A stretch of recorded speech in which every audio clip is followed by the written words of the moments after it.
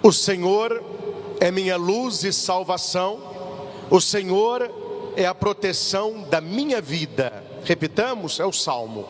O Senhor é minha luz e salvação, o Senhor é a proteção da minha vida. Queridos irmãos e irmãs aqui no santuário, você que nos acompanha de casa e você que vai ouvir esta pregação aí depois que ela foi aqui realizada. O Salmo 26 fala de uma experiência. Uma coisa é você repetir o que você ouviu. Outra coisa é você contar, testemunhar o que você viveu. Vou te dar um exemplo muito claro. Vamos supor que abra aqui na nossa cidade um restaurante especializado em lasanha. Lá vou eu, gosto muito de massa. Como a lasanha, deliciosa. Eu chego aqui e conto para vocês: olha, o dia que vocês quiserem uma massa boa, receberem uma visita, um almoço mais gostoso, em tal lugar abriu um lugar especialista em lasanha. Vai chegar alguém na sua casa para te visitar. Você fala: ó, vou te levar para comer uma lasanha. A pessoa: mas é boa? O padre falou que é uma delícia. Aqui, meus irmãos, nós temos dois testemunhos, mas duas experiências muito diferentes. Eu disse o que eu experimentei. Você repetiu o que você ouviu alguém dizer. Nós precisamos não ficar igual papagaio, repetindo o que a gente ouve apenas da igreja, até uma pregação de um padre. Mas você precisa, através da pregação, experimentar o Senhor Jesus, ter uma amizade profunda com Ele, para que você não diga apenas o que você ouviu, mas aquilo que você experimentou. É muito difícil você passar para alguém experiência. A pessoa vai perguntar para você: qual é o gosto de uma pera? Qual o gosto de uma pera? Você pode, meu caro, falar o que você quiser, a pessoa nunca vai sentir o gosto. É muito mais fácil você comprar uma pera e falar: olha, morde aí e experimenta. O salmista, quando diz: o Senhor é minha luz, o Senhor é minha salvação, o Senhor é a proteção da minha vida. O salmo é tão belo que ele não ouviu alguém dizer isso, ele experimentou na sua vida a luz, a salvação e a proteção de Deus. Ele se torna uma testemunha de um relacionamento com Jesus Cristo. E a pergunta é: como está o seu relacionamento com Jesus Cristo? A primeira leitura que escutamos de Isaías passa primeiro uma realidade de uma vida sem Jesus, sem a luz que é Jesus, sem a transformação que é Jesus, sem a experiência de Jesus. O povo que andava na escuridão viu uma grande luz. Para os que habitavam na sombra da morte, uma luz resplandeceu. Quem é essa luz? É Jesus. Mas para que você tenha experiência desta luz, você precisa primeiro escancarar o coração, abrir a própria vida e deixar que a palavra de Deus, e deixar que o próprio Deus ilumine a sua vida com a sua verdade. Por isso que a Bíblia diz: conhecereis a verdade, e a verdade vos libertará. A verdade é Jesus Cristo, a verdade é a sua palavra, a verdade é quando você configura a sua vida à vida de nosso Senhor. Claro, de maneira imperfeita, mantendo, claro, a distância, mas procurando pela graça de Deus se tornar melhor a cada dia. Quando você permite que a luz de Cristo te invada numa vida diária de amizade com Ele, você vê a sua vida se transformando. Missa é essencial. Estar na igreja é fundamental, mas a sua experiência não é secundária. Quantas pessoas vêm à missa, mas não têm vida de oração? Quantas pessoas vêm à missa e não lê a palavra durante a semana? Quantas pessoas vêm à missa, mas levantam sem rezar, comem sem agradecer, dormem sem uma vida de oração? Me desculpe, meu irmão, cuidado, que você pode ter religiosidade, mas você não tem espiritualidade. Porque a espiritualidade, ela é alimentada diariamente e não apenas no domingo. Repito, o domingo é essencial, mas a sua vida de oração diária é fundamental.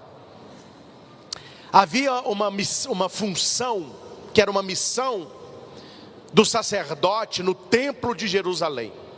Não sei se vocês sabem, com certeza muitos já sabem, mas vou contar para os que não sabem. Como era, na época de Jesus, extraído o óleo da azeitona, da oliveira, o azeite. Como que eles tiravam este óleo? Primeiro, eles colhiam a azeitona.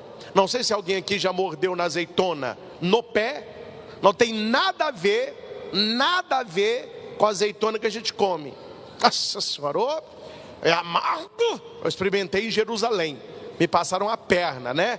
O guia falou: padre, o senhor gosta de azeitona? Falei: amo. Aqui, ó, pega uma no pé. Falou: upa, nunca mais, meu filho, nunca mais. É outra coisa.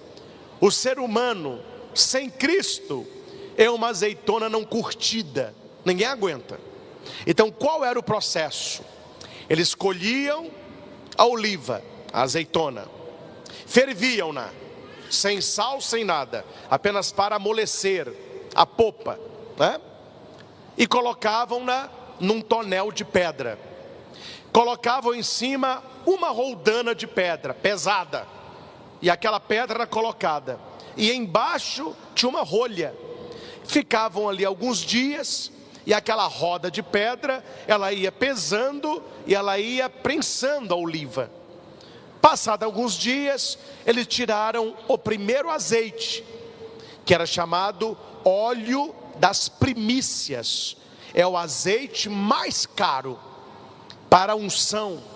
Este azeite, ele tinha um uso litúrgico.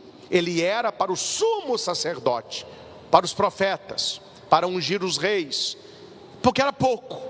Então tirava aquele azeite terminou, eles colocavam a rolha de novo e colocavam a segunda pedra. Aí pesava ainda mais. Aí saía o segundo óleo, o segundo azeite. Este óleo era para a alimentação, para comer, fritar, etc. É o segundo óleo. Terminado o segundo óleo, eles colocavam a terceira pedra, esmagava ainda mais. Este terceiro óleo, ele era usado para a manutenção do templo. Era este óleo que era colocado na lamparina do templo. E a última pedra era óleo para as engrenagens, aí para passar onde fosse necessário, acabar com o rangido. E eu estou dizendo isso porque o sacerdote do templo, ele tinha uma missão entre tantas: manter a chama acesa. Nós ainda não temos o Santíssimo na nossa futura capelinha. Será esse ano, mas o Santíssimo fica lá embaixo.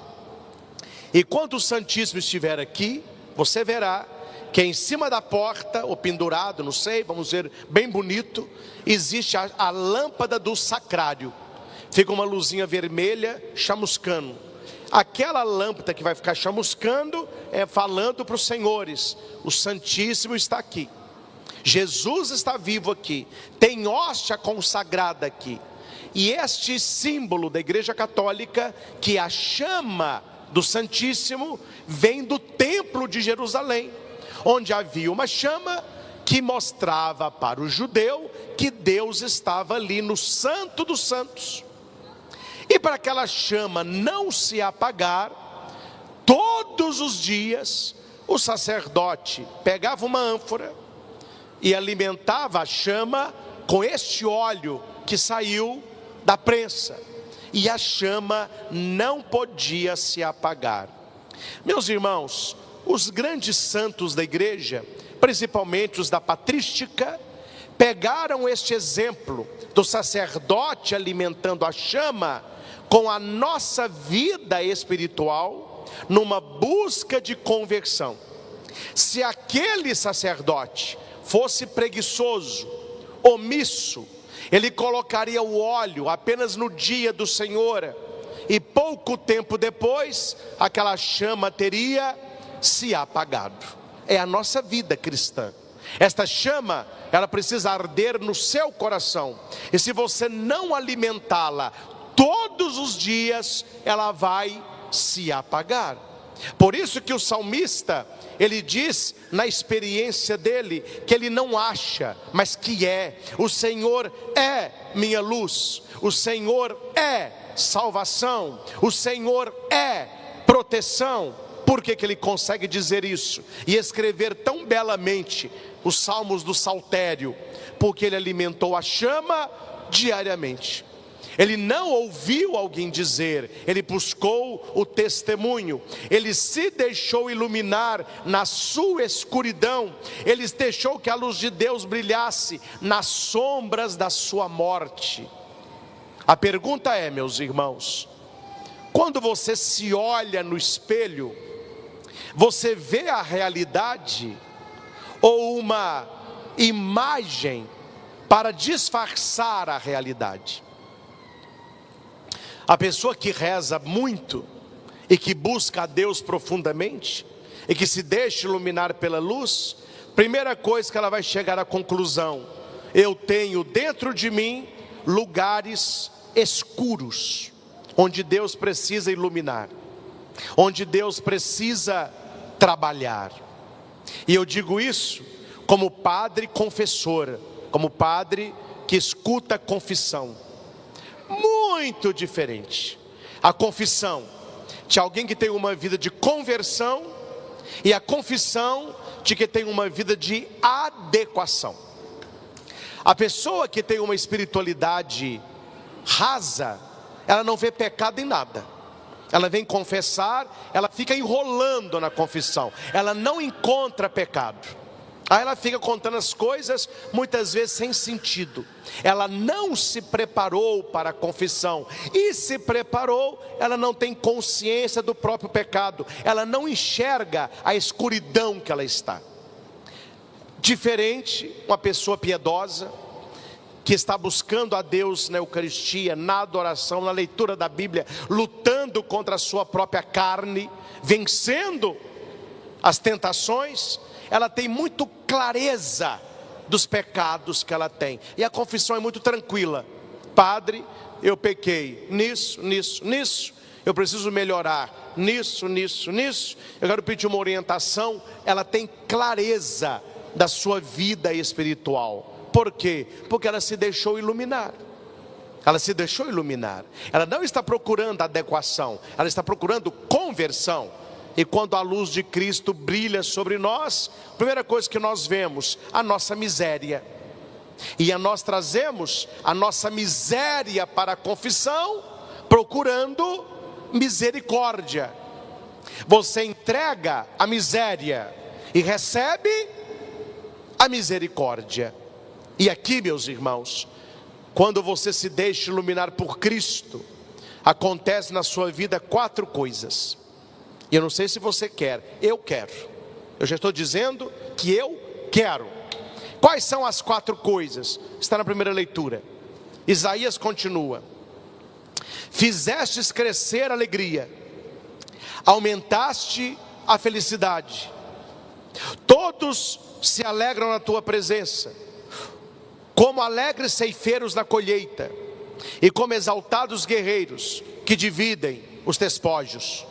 Quais são os 4 presentes?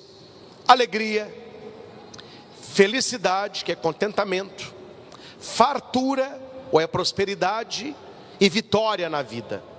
Alegria, contentamento, fartura e vitória. Quem que não quer isso? Quem que não quer isso? Lá na sua casa, na vida dos seus filhos, no seu trabalho e sobretudo na sua vida espiritual. Aqui 4 perguntas para você e para mim também. Primeira pergunta: você é uma pessoa feliz de verdade? Lá dentro do teu coração, no profundo do seu ser, olhando a sua vida, as suas escolhas, a sua busca por Deus, você se considera uma pessoa feliz de verdade? E aqui tem uma pergunta que vai pendurada nessa: quando Deus te vê, Ele vê uma pessoa feliz de verdade?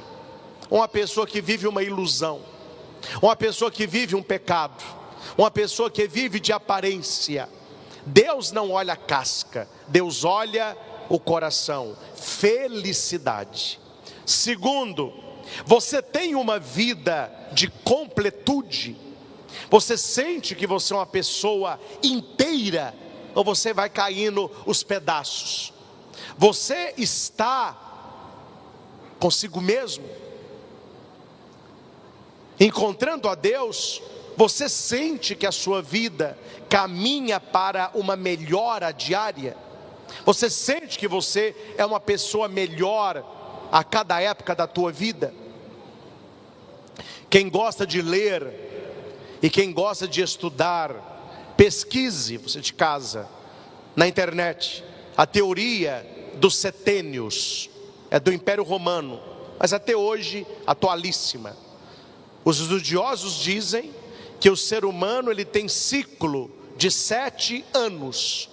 A cada 7 anos a gente entra num novo ciclo.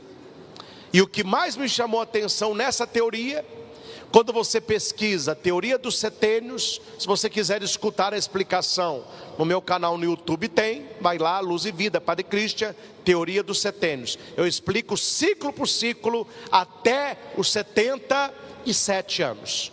E o que mais me chamou a atenção, que eu lembrei do meu ciclo anterior, coloquei o meu ciclo atual, olhei um pouco a minha mãe, meu irmão, e a descrição daquele ciclo do setênio bateu em 95%.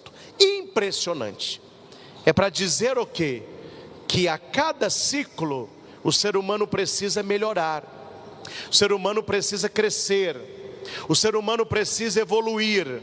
E se você não estiver atento nisso, você não avança, você regride. Há muitas pessoas que quanto mais vivem, melhores se tornam. Vinho. Um bom vinho é um vinho mais velho. Estive no final do ano passado agora na Itália, acompanhando um grupo. Bebemos aquele vinho que nos servem, vinho da adega, etc. Vinhos a preços acessíveis. Mas havia um casal um pouco mais folgado. Ele pediu um vinho envelhecido há 20 anos, numa adega. O preço do vinho deles pagava a rodada de todas as mesas, a viagem toda. Eu falei, meu Deus, que preço! Aí ele falou, padre, uma taça para o senhor. Eu falei, me dê, papai. Me dê, papai. Aí experimentei. Eu não entendo muito de vinho assim, mas era um vinho mais encorpado, um pouco mais grosso. E o cara falava, é um vinho envelhecido há tempos. E o preço não é pela marca do vinho, é pelo tempo. Porque a marca deste vinho recém-feito é o que nós estávamos tomando com o preço. Por que este vinho se tornou mais valioso? Porque o tempo refinou o sabor. Ele ficou um pouco licoroso. Mas sabe o que o cara disse? Mas tem que saber, viu, padre? Que se você guarda um vinho muito tempo, mas ele não está bem armazenado, o dia que você tomar, ele não é mais vinho, ele virou o quê? Exatamente, vinagre. Então, meus irmãos, venham cá. Quem disse que o tempo melhora a todos. O tempo melhora quem entra no processo, meu filho. Que se tem gente que fica um vinho bom a cada dia, se você se relaciona com certas pessoas e você vai abrir a rolha do coração, é puro vinagre. É um vinho azedo, agre, vinho agre, vinagre. Porque a leitura diz que o contentamento, ele vem da luz de Cristo e não de uma adesão humana a seus próprios devaneios. A verdadeira felicidade, a verdadeira completude, ele vem de Deus. E quanto mais o tempo passa, melhor você fica, se for um vinho bem armazenado. E não é só isso que vai dizer a leitura. Deus quer que nós sejamos alegres, como os ceifeiros na colheita, trazer o cesto cheio de fruto. A colheita deu muito fruto e você volta alegre. Meus irmãos, a sua vida é cheia. A sua peneira da espiritualidade, ela tem muito fruto. Você é uma pessoa que produz muito fruto. Ah, padre, o que tem a ver isso? O que tem a ver? Leia na Sagrada Escritura o que aconteceu com uma figueira, que Jesus foi lá pegar figo e não tinha. Ele vai amaldiçoar a figueira e ela vai morrer. Deus quer que nós produzamos fruto e que o nosso fruto permaneça, porque o mundo está cheio de folha, mas Deus quer fruto. Você é uma pessoa alegre, porque a sua peneira está cheia de fruto. As pessoas que te conhecem, elas reconhecem os seus valores. As pessoas que te conhecem, elas reconhecem os seus bons frutos. Eu só reconheço o que eu conheço. Se eu reconheço bom fruto no outro, é porque eu conheço o fruto. Não tem como você reconhecer o que você não conhece. Cuidado, meus irmãos, viu? Cuidado. Se você só consegue ver fruto ruim no outro, que você só reconhece o que você conhece. E quarto e último, alegria dos guerreiros que dividem os despojos. Aqui são os frutos da conquista. Eles venceram e conquistaram. Alegria, contentamento, fartura e vitória. Se você não tem essas 4 coisas na tua vida, nós pulamos para o Evangelho e Jesus vai dizer por que nós não temos plenitude espiritual. Porque falta a conversão. Meus irmãos, eu não vou exigir dos senhores um conhecimento bíblico e teológico, como um padre que estudou anos no seminário, essas coisas. Mas o mínimo da fé cristã católica é preciso que os senhores saibam.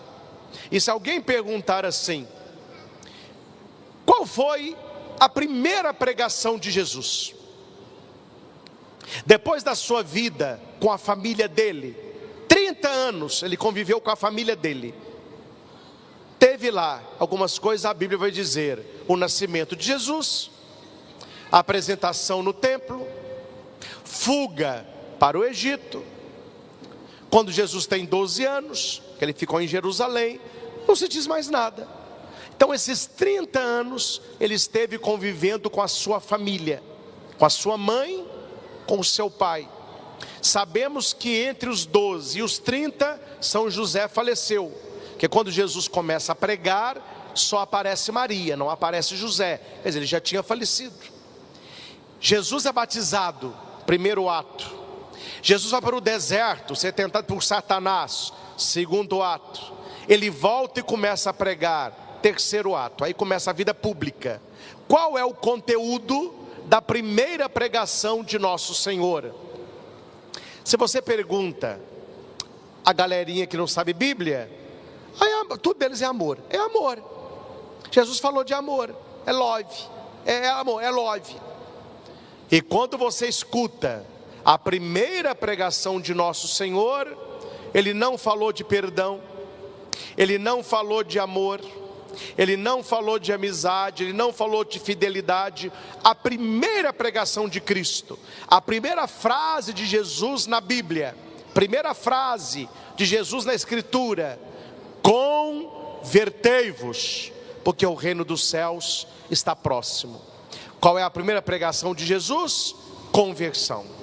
Tudo que ele fará depois disso, as suas pregações, os seus milagres, os exorcismos que ele irá praticar. Jesus fez 3 coisas aqui na terra: ele pregou a palavra, curou o doente, expulsou o demônio. Tudo que ele fez apontava para quê? Convertei-vos, muda de vida, rompe com o pecado, renuncia ao que precisa ser renunciado, corta o que precisa ser cortado, deixa o que precisa ser deixado. Porque, meus irmãos, nós corremos um perigo muito grande, e cuidado, porque esse discurso, que é um discurso secular, ele pode virar um discurso eclesial. Que Jesus no Evangelho, ele olha para você e para mim, e ele vai dizer assim: você precisa de conversão. Mas hoje qual é o discurso que as pessoas gostam? Não, você não precisa de conversão, você precisa de aceitação, você precisa de inclusão. São as palavras da moda: aceitação e inclusão. E para adoçar os ouvidos, não se prega mais a conversão. Tanto faz como tanto fez, Jesus te ama do mesmo jeito. Que ele nos ama, mas ele não nos ama como nós somos, ele nos ama como nós estamos. Porque uma vez que nós estamos com ele, ele transforma a nossa vida. Largue essa rede, largue esse barco, e eu farei de vós pescadores de homens. Mateus, segue-me. Mateus largou a banca de impostos e seguiu Jesus. Para ficar mais claro a minha fala, vamos baseá-la na Escritura. Vou pegar apenas um exemplo para abrir a mente dos senhores. Pegue aquela mulher pega em adultério. Eles pegam a mulher, levam-na a de Jesus. O cara deu no pé, né? Pegaram a mulher e queriam apedrejá-la. Jesus escreve no chão, as pessoas vão indo embora, largam as pedras, e Jesus diz para a mulher assim: atenção, no fato bíblico e a maneira que o mundo interpreta. Atenção, as pessoas vão dizer para você: Jesus não condenou ninguém, Jesus aceita as pessoas como elas são. Então o texto deveria ser assim: onde estão as pessoas que te condenaram? Foram embora, Senhor, ninguém te condenou, eu também não te condeno. Pode voltar a adulterar, a vida é sua, faça o que você achar melhor. Não é pecado se te faz feliz. Ela sairia toda feliz para pegar outro cara casado para cometer com ele o adultério. É assim que as pessoas entendem quando Jesus diz para ela: eu não te condeno. Só que o texto não para aí. Jesus propõe para aquela mulher um caminho de mudança, do grego metanoia, do latim convertio. Jesus vai dizer para ela abertamente que o que ela estava fazendo era errado, é pecado e rouba a paz, mas que ele não iria condená-la, mas que dali para frente ela fosse quem ela nasceu para ser. Jesus olha para aquela mulher e diz para ela: eu não te condeno, vá em paz, minha filha, e não peques mais. O que ele vai dizer para ela? Você estava no pecado, Aquilo que você achava tão bom e que te fazia tão feliz é pecado. E se você quer ter paz, não faça isso. Não volte para esta vida. Conversão, minha filha.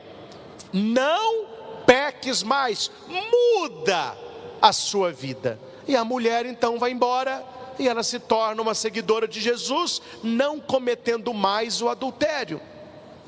No ouvido de muitas pessoas, não é essa a pregação que deveria ser feita. A pregação é: olha, minha filha, você está feliz? Eu estou. Então quem sou eu para te condenar? Vá e volte para o adultério. Sua vida, sua alma. Se você está feliz, quem sou eu para dizer que não é isso aí? Não é isso que nosso Senhor ensinou. Jesus ensinou a apontar um caminho de mudança, um caminho de conversão, um caminho de santidade. A minha missão como padre, principalmente na confissão, nunca é condenar as pessoas. O sacerdote não está para condenar a pessoa. Ele está ali em nome de Cristo, para exercer a misericórdia. Mas eu não posso induzir a pessoa ao erro. Eu não posso dizer para a pessoa: isso não é pecado, porque no final a conta vai chegar para ela. Eu tenho que acolhê-la, mas eu tenho que dizer para ela: vá em paz e não peques mais. Não faça isso, não frequente tal lugar, não se submeta a esse tipo de comportamento, porque é pecado. Se a pessoa ela vai assumir isso na vida dela, não é comigo, não é com a igreja, não é com Cristo, é com ela. Ela vai tomar a decisão se ela quer ou não uma vida de conversão. E juntamente com convertei-vos, nós temos a renúncia, que não é fácil. Renunciar é fácil? Não.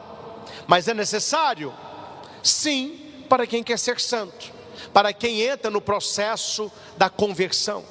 Aqui nós temos os 4 primeiros apóstolos: Pedro, André, Tiago e João. E os 4, para seguirem Jesus, eles tiveram que deixar, renunciar, abrir mão. Tiveram que renunciar. Claro, meus irmãos, eu conheço senhores da igreja aqui do Frei Galvão. Não conheço o nome de todos, porque são muitas pessoas. Não frequento a casa de vocês, né? Conheço vocês da nossa comunidade. Vocês me conhecem como padre, eu os conheço como fiéis.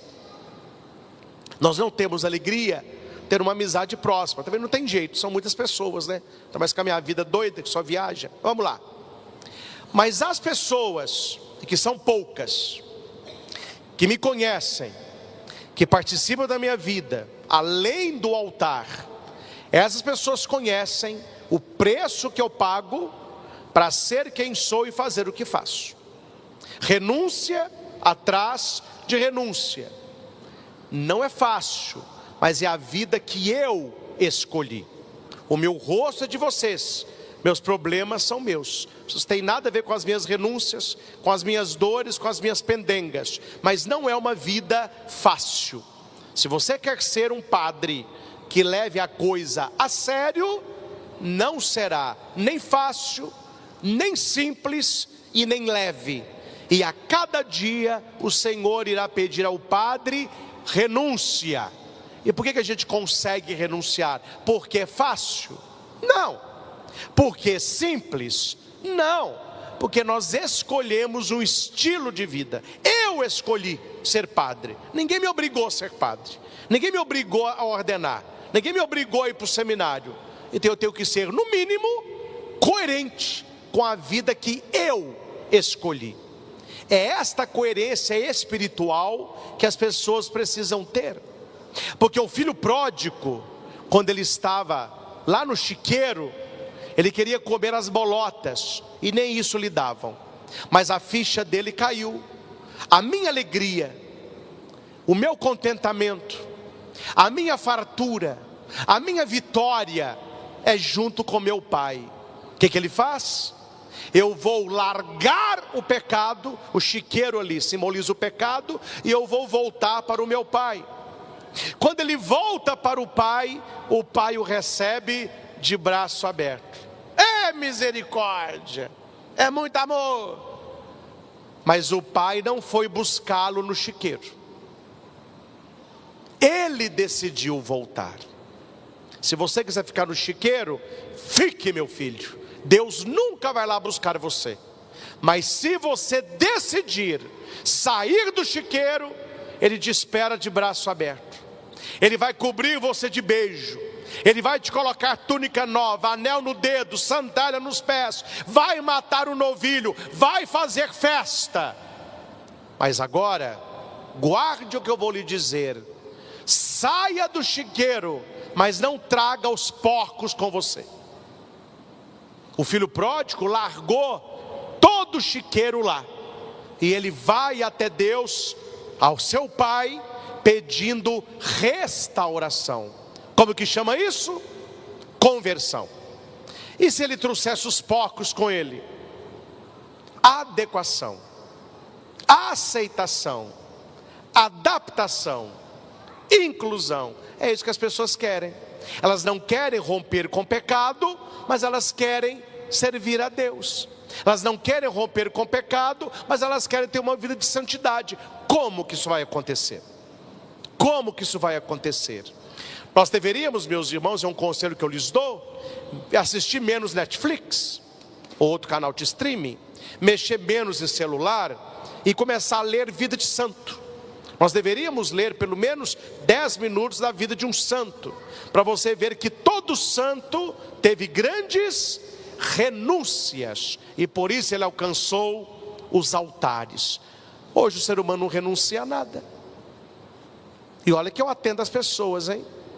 E as pessoas me santificam.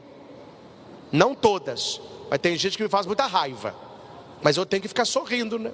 Que é o padre, tem que aturar esse tipo de gente. Pessoas fracas na espiritualidade. Não é raro a pessoa me procurar na quaresma.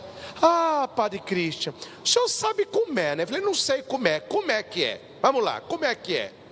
Ah, é porque eu falei que na quaresma eu não ia comer doce. Mas não estou dando conta não. Eu vou substituir por outra coisa mais fácil. Ah, eu falei que na quaresma, quarta, sexta, eu não ia comer carne. Ah, mas agora eu estou pensando em não comer carne, é segunda e quarta. Que é toda sexta-feira tem um churrasquinho me chamando. Aí eu vejo a carne, eu não aguento. Meu irmão, olha para o padre aqui. Uma pessoa que não consegue não comer um doce, uma pessoa que não consegue renunciar a um bom churrasco, uma pessoa que não consegue renunciar ao álcool, que não consegue renunciar à fofoca, que não consegue renunciar às coisas mínimas, me digam, você acha que ela consegue renunciar às grandes tentações? Santa Teresinha de Lisieux vai dizer: treine as grandes coisas nas pequenas diárias. É coisa pouca. Uma coisa que eu faço, que não é grande coisa, mas que é uma mortificação pequena, mas que vai me treinando. Você já foi em lugar assim, desses café gourmet? Hoje tem esse nome, né? Café gourmet. Ah, me dá um café gourmet. Aí eles tragam o café, ao lado da xícara tem uma bolachinha, e alguns vem um bombonzinho, não é? É o café, o bombom, a bolachinha. Aí vem um copinho de água para você dar uma lavada na boca, né? Meu filho, aquela bolachinha é deliciosa. E o chocolate então? Não sempre, mas tem dia que eu tomo café. Hoje toma sem açúcar, né? Gostoso. Eu olho para a bolacha e olho para o bombom. Eu podia comer a bolacha, eu podia degustar o bombom. Só nesse momento eu digo, eu vou renunciar. Eu não vou comer nem a bolacha e nem o bombom. Quando eu consigo renunciar àquela coisa pequena, eu estou passando uma mensagem para a minha mente. Eu não sou dominado por isso. Não é que eu quero e eu não posso. Eu posso, mas eu não quero. E eu vou treinando com coisas pequenas, para quando chegarem coisas maiores, eu esteja preparado. Vá para uma academia e já começa a levantar 14 quilos de supino, 14 quilos de bíceps. Não vai levantar, mas começa com 1. Vai para 2, vai para 3, vai para 7. Quando se assustar, meu filho, você está um marombado. Mas isso aí acontece. Não é o peso que vai ficando mais leve, é você que vai ficando mais forte. Pequenas renúncias me preparam para grandes vitórias. E a pergunta é, com isso eu termino: o quanto te custa seguir a Cristo? O quanto te dói seguir a Cristo? Olha o que Ele fez por você. Pergunta para Ele: doeu Jesus? Custou Jesus? Foi difícil carregar a cruz por minha causa, lá da casa de Pilatos até o Calvário? Mas Ele fez por você. Há um poema maravilhoso de Raniero Cantalamessa, se chama O Rosto. E ele vai dizer no poema que toda vez que Jesus era flagelado, que ele caía com a cruz, que a sua mão era rasgada, que o seu pé era furado, por que ele não pensou em desistir? Que toda vez que ele pensava em desistir, ele via o seu rosto. E por amor a você, ele foi até o final. Veja o que ele fez por você. E eu pergunto aos senhores: o que vocês têm feito por ele? Veja a renúncia dele por você. Quais as renúncias que você faz por ele? Quais as mortificações que você faz por ele? Qual a dor que você sofre por ele? Me desculpe a franqueza, meus irmãos, se ser cristão católico para você está sendo muito fácil, talvez você não esteja sendo, porque não é fácil, não é simples e nem sempre é bom. A renúncia faz parte, mas nós vamos colher 4 frutos: felicidade, contentamento, fartura e vitória em todas as áreas da vida. Pergunte uma pessoa que está no auge da sua saúde, quanta coisa ela não renuncia. Pega um atleta de ponta, que ganhou medalha de ouro nas Olimpíadas, pergunta para ele: o que você mais fez para chegar aqui? Ele vai responder: renúncia, renúncia. Renunciei a sono, renunciei a comida, renunciei a bebida. Tem uma foto que eu gosto muito, de uma bailarina, né, senhora? Toda esplendorosa, elegante, e ela em pé, na ponta dos pés. É uma foto, bailarina linda. Aí depois a foto vai diminuindo e vai pegando o pé da bailarina. Não sei se vocês já viram essa foto. Um pé, ela está com a sapatilha, o outro descalço. O pé sangrando a unha, um dedinho torto, um calo para cá, o pezinho, e no fim está o preço da perfeição. Pergunte para ela o que ela renunciou para poder bailar do jeito que baila.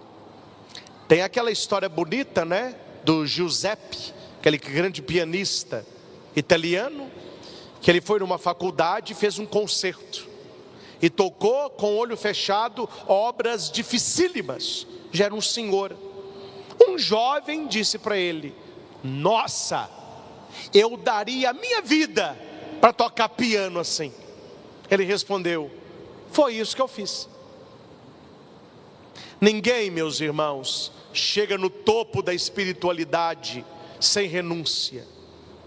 As pessoas hoje perderam a graça da escalada, do suor, do peso, da dificuldade. Os alpinistas sofrem para subir, mas lá de cima tudo é esquecido. A vista pagou o preço.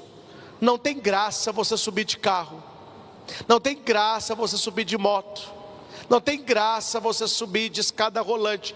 A graça é você conquistar. Pergunte um atleta, no troféu que ele te mostra, na medalha que ele ostenta, se a alegria dele é pelo troféu ou pela medalha. Porque se a alegria é pelo troféu e pela medalha, eu posso fazê-los muito felizes. Eu posso comprar um tanto de troféu, um tanto de medalha e distribuir na saída da missa. Agora minha pergunta é, você olhando para aquele troféu e para aquela medalha, qual o sacrifício que está naquele troféu e naquela medalha? O que você fez para conquistar aquilo ali? Nada. Então não tem valor nenhum. Por isso que o troféu e a medalha só tem valor para quem conquista. Porque você compra uma medalha muito barata, mas quando você recebe a medalha, é toda uma caminhada feita. Deus tem para você a coroa da glória, a coroa da santidade, e só terá valor quando você olhar para trás e pensar, foi muita renúncia, foi muita dor, fui violento comigo mesmo, mas hoje eu conquisto a coroa da vida eterna, e valeu cada lágrima, valeu cada gota de sangue. Porque desperdiçar a nossa vida em poucos anos de prazer, se nós podemos ter toda a vida na eternidade? Por que trocar uma felicidade do alto para os prazeres aqui de baixo? Convertei-vos, porque o reino dos céus está próximo. E você que está em casa, e os senhores que aqui estão, façam um exercício, se quiserem, e vai ajudar muito a sua vida de santidade. Não precisa concordar com o que o padre pregou hoje, mas leva isso na oração. Eu te desafio, é o meu desafio para você. Eu te desafio, leva o que você quer fazer, o que você está fazendo, o que você está vivendo na oração. Coloca a tua vida na oração e diga para o Espírito Santo assim: Espírito Santo de Deus, eu te dou liberdade para mudar a minha história, se essa não me leva à santidade. Abre as tuas mãos e coloca o teu trabalho, o teu relacionamento, a tua família, as tuas amizades, os teus sonhos, os seus projetos e alegrias, e fala para o Espírito Santo: Espírito Santo, está tudo aqui, ó, está tudo aqui. Se não for para a minha santidade, se não for para a minha conversão, pode tirar da minha vida lugares, pessoas e situações. Por que é que muita gente não reza assim? Porque você sabe, você sabe que o dia que você rezar assim, Deus vai entrar e vai tirar muita coisa que você não quer que saia. Então não é a pregação do padre, é uma adesão ao Espírito Santo. Tem que ter coragem para rezar isso aqui, porque quando você tem coragem, Deus diz: então deixa eu arregaçar a manga, e eu vou começar a trabalhar então na sua vida, do meu jeito. E as pessoas não querem isso, elas têm medo do que Deus pode fazer quando você ter liberdade para o Senhor. Reze, peça a Jesus: olha, não é porque o padre disse, é porque a tua palavra disse, não é porque o padre pregou, é porque o Senhor me chama à conversão. Quando você se sentir preparado, diga ao Espírito Santo: eu te dou liberdade, Espírito Santo, afasta de mim o que me afasta de ti, afasta de mim o que me afasta do céu, aproxime-se de mim o que me aproxima de ti. E Deus começa a trabalhar. Claro que Ele vai tirar pessoas, mas é claro que Ele vai colocar pessoas. Claro que Ele vai tirar lugares, mas claro que Ele vai colocar lugares. Claro que Ele vai tirar situações, mas claro que Ele vai colocar situações. E para anotar e viver durante a semana, atenção, quando você escolhe fazer a coisa certa, Deus coloca na sua vida pessoas certas. Quando você escolhe fazer a coisa errada, O mal vai colocar na sua vida a pessoa errada, para fazer a coisa errada, para você não achar que está sozinho na história. Vocês conhecem os discípulos de Emaús? Por que o discípulo não saiu? Porque um fala no ouvido do outro, né? Não, não é bem assim. Não. Cuidado com quem anda falando no teu ouvido e você não acredita na palavra de Deus, mas acredita na palavra dos outros. Aí você não tem uma vida feliz, completa, com fartura e com vitória.